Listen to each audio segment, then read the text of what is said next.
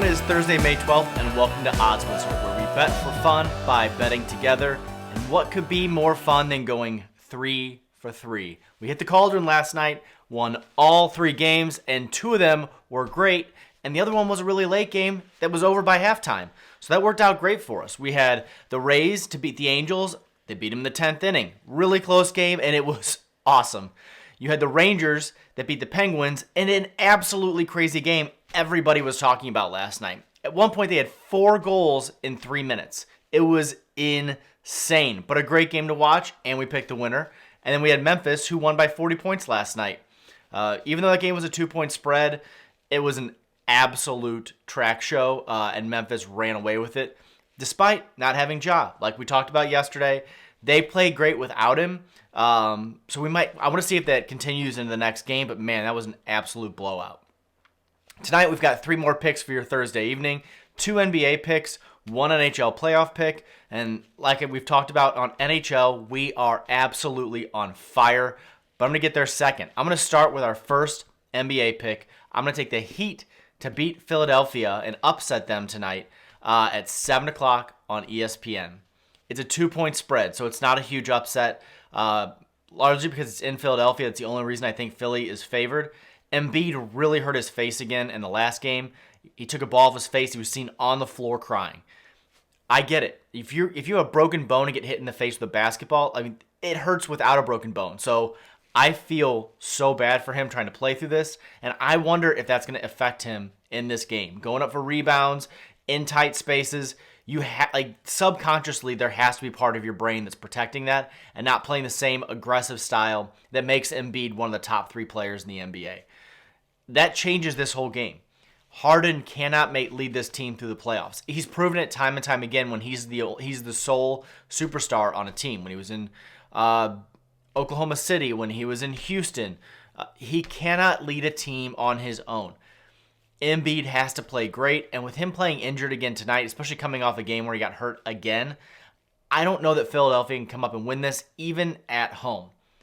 Now, on the other side, the Heat are playing with a lot of leg injuries. If you see their injury report, a lot of ankles, a lot of hamstrings, a lot of knees. Most of their team is questionable for tonight. I think they're all going to play, to be honest. I think it's probably more of a strategy thing. And yes, they're banged up. Everybody's banged up this time of year. But I think that the Heat will start almost all of their superstars tonight, including Jimmy Butler, who might as well change his middle name to Playoffs. I mean, he's very good in the regular season and incredible in the playoffs. And he has been. If you have daily fantasy, I picked him almost every single night that he's played, and he has really carried my team, which is great. And I love to have a player like that. Hopefully that helps you guys out a little bit, because picking those daily fantasy teams can be really tough. I thought I had a winner yesterday. I did not. But our NBA expert that I speak to was 4 points away from winning the $10,000 prize last night in daily fantasy. 4 fantasy points away.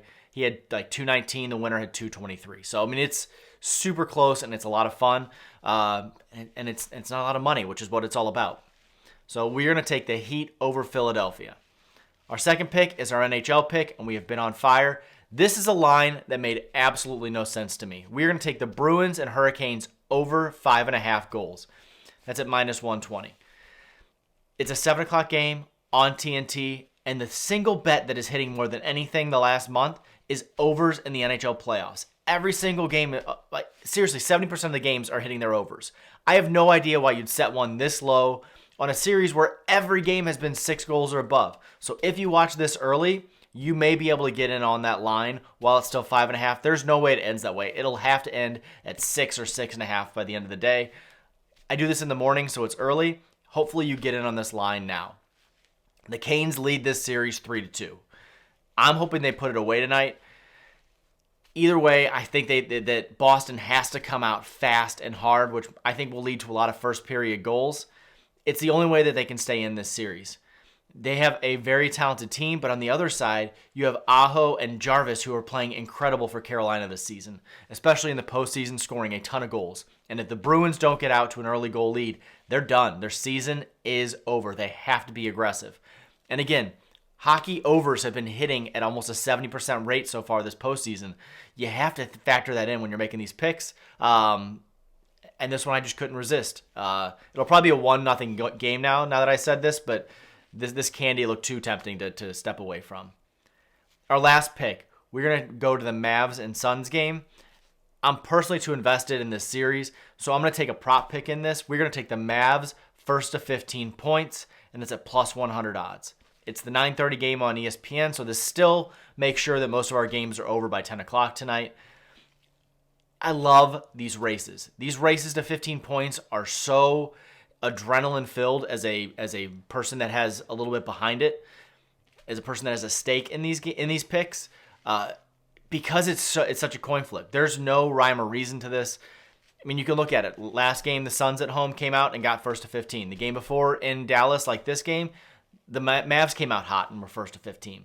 That's part of the reason I picked the Mavs, but either way, it's a coin flip. It's just why I pick heads versus tails.